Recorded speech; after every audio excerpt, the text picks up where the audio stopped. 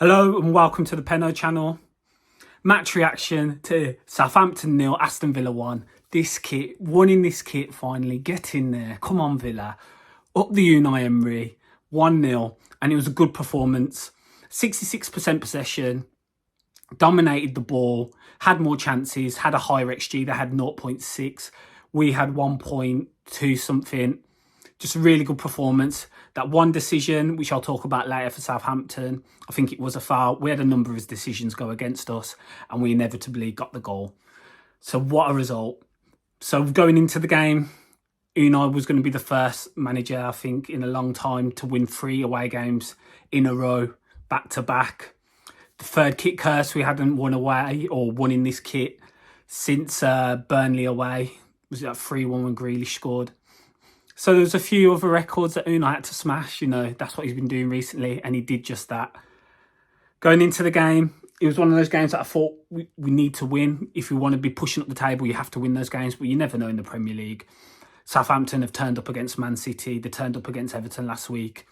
And, you know, they could have turned up again, but they didn't. And going into the first half, we played really well. We kept the ball really well, which was really important. Between Martinez, Mings and Konza, Moreno and Ashley Young, we dominated possession. And in the middle of the park, we also dominated possession with Douglas Luiz and Boubacar Kamara. Some nice, intricate phases of play led to some chances being created. One of the main ones, we had that ball whipped in from Bailey that the keeper saved, did well to get the save. But the main one was where we played some nice one-touch football through the middle. The ball came out to Bailey, who rolled it across to Ramsey, and he had a shot that Bazuna did well to save, and then Bailey skied one over the bar. But there, we dominated possession. We also had another chance towards the end of the half where Moreno played a ball to Buendia. He kind of lost it in possession, but it went back to him. He skipped past the wing-back, pulled it across, and Liam Bailey and Jacob Ramsey had a miscommunication. And Bailey just swiped it in, totally miskicked it. So within that first half, I think we were very comfortable. They had the one disallowed goal for the offside, which we've got to be wary of in future. But apart from that, they didn't create nothing. Emery set up in that 4-4-2 again, which interchanges sometimes into a 4-3-3 or, you know, a 4-5-1, dependent on the game state. And yeah, we look comfortable. We look really comfortable, and that's something I can't say about Villa away from home, especially in first half of games. We looked like the home side, dominated the ball, and Southampton didn't really offer much first half. So going into the second half, it was just all about, can we get that goal? Of first half, the penalty shout. Bazuna, I thought, was a stone wall at first. Looking back at it now, I think he's got the ball just after Jacob Ramsey's knocked it with his foot. So I don't think that was a pen. But the Salisu one, you see that given so many times. Salisu's gone through the back of Ramsey. Ramsey's let it run, and he's just gone straight through the back of him. He's clipped him. That's a penalty for me. I don't know how that weren't given as a penalty. You see it so many times given. Well, anyway, so be it. We're going to the second half. Southampton get their foot in the game a little bit more. They start to put a bit of pressure in the game, especially around the 60th minute mark. And that goal. Now, initially, I thought, yeah, it's a goal. It's a goal. The Ward-Prowse strike, I thought, so fluky how it comes about as well.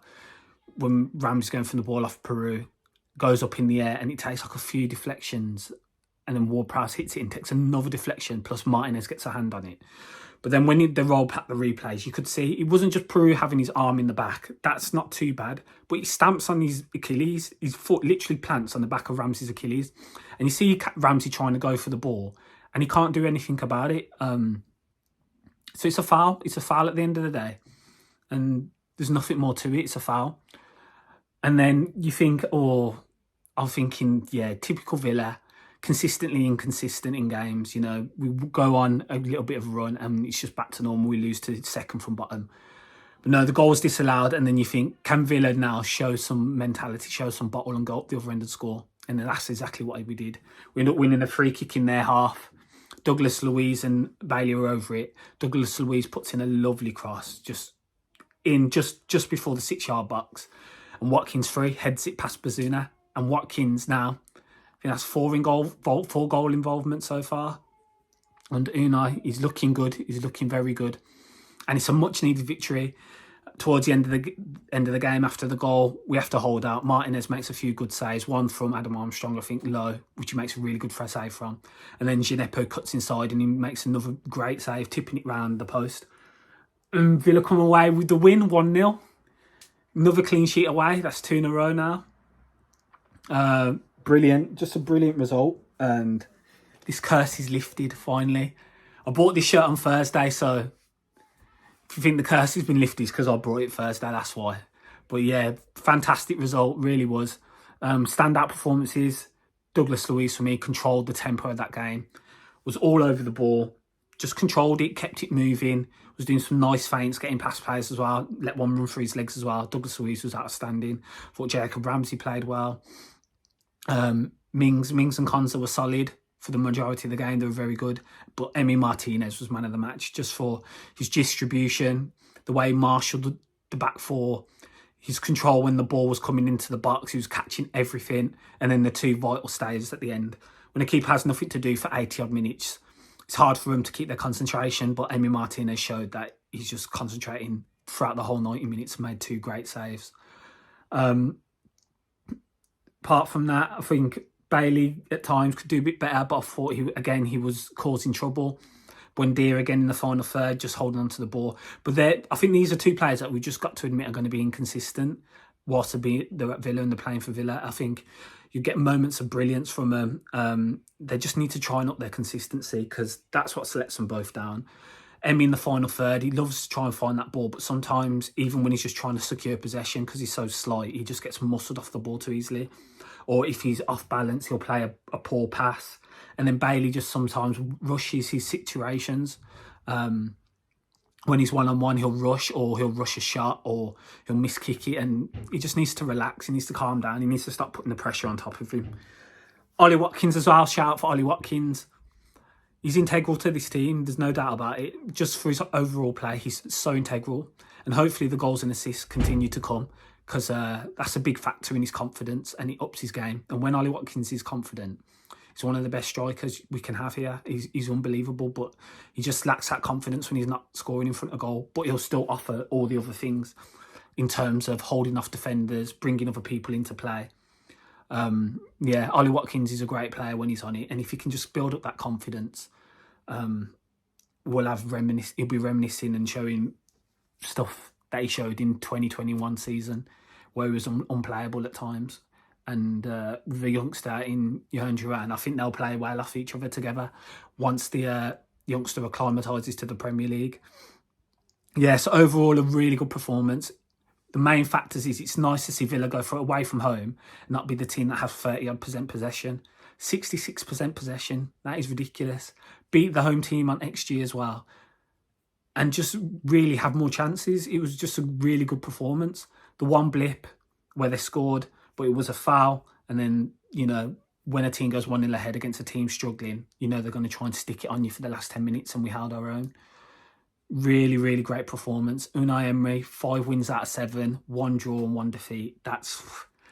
Who'd have thought, hey? Who'd have thought, Stephen? And I saw Gerrard on in the morning, or at midday, saying he wishes he was still a Premier League manager. Well, I'm glad you're not a Premier League manager at Aston Villa. I'll tell you that for free, because Unai Emery's just a different level.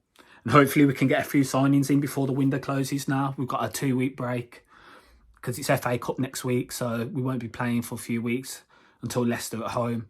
So hopefully we have the opportunity to bring in a couple more additions to this squad and really see if we can push up that table because it's getting close now, we're 5 points off Spurs. Or 5 points off, 5 points off Spurs or something like that. They're on 33, we're on 28.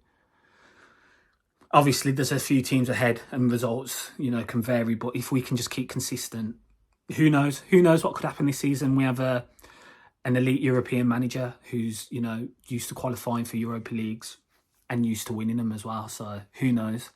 But yeah, great display. I was really, really happy. I was just happy we managed to get the goal because we deserved the goal and it came to fruition. And yeah, beating teams below us is just as important as beating teams above us. Can beat all the teams above you want, but you have to get them points against teams who are struggling as well, who are trying to fight for points. And we did that away from home. Great, great display. And you can really see the togetherness of the team now. They're really starting to and with the supporters as well. And that atmosphere again at Leicester at home, it's got to be there, because the away support was brilliant yesterday. It really was.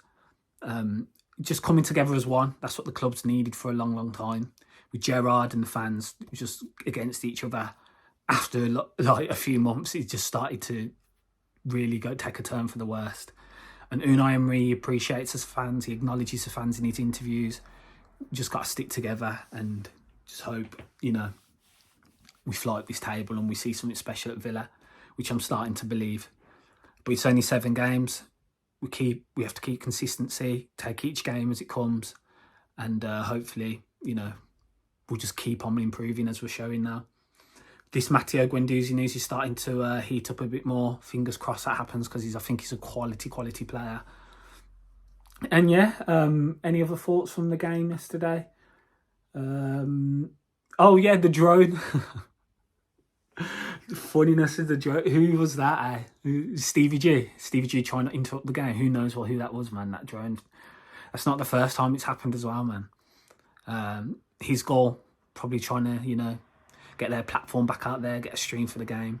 But yeah, that was nuts. Yeah, that's it from me. More content coming. We'll have a match preview as well for the Leicester game. So if you could like, share and subscribe, that would be much appreciated. And yeah, up the Villa.